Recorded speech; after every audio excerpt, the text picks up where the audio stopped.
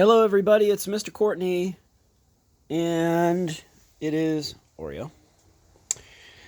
And we are going to do our last video for Facebook, at least, during this last week on Friday here, before it's time to go to spring break. And as you can imagine, I'm going to give you just a couple of problems to solve. I know everybody's all excited about having a week with no school, and that's okay too. That's totally cool.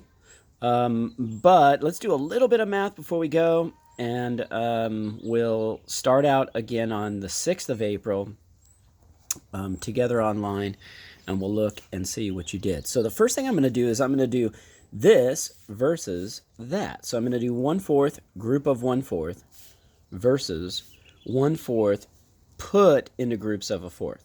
What is the difference between this and that? So the first thing I want to do is go back to the model which we were making for a fraction of a fraction. So if I have a fourth of a fourth, I first begin with what I have, which is 1/4. So I draw the hole and I show that I have 1/4 here. But then, as we discussed in our little stories on the videos, somebody comes along and they eat a fourth of that, which means that I actually have to draw this into fourths too.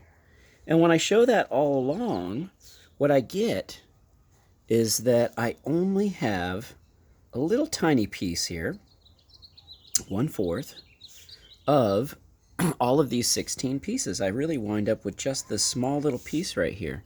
And it's no longer fourths. The entire thing is equal to 16ths. And so this becomes 1/16. In other words, a piece of a piece makes something much, much smaller, which is strange because multiplication usually makes things bigger. How could it make something smaller? Strange. But what about over here? We know the division usually makes things smaller, which is weird because this became smaller. So it makes me wonder if maybe this division problem might make things bigger, which would be odd, but let's find out. So let's take that 1/4. Let's find that 1/4. Let's draw the hole, and let's show that we have a fourth right here. And this tells me to go ahead and put this 1/4 into groups of 1/4. Well, guess what? It's already in a group of a fourth, which is crazy because that means that this is equal to 1. Now, how can this possibly be equal to 1?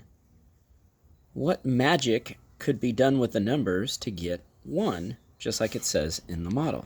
If you think back to our math that we did yesterday, maybe there's a clue there as well. So here's what I'd like you to do. I'd like you to give this a try, 3/4 group of a half, and I'd like you to tackle that versus 3/4 put into groups of a half. See what you can get. Once more, take a look at the math and see if you come up with something. I look forward to seeing your solutions below, and I look forward to seeing you on April 6th online when we can do the math together. Talk soon. Bye for now.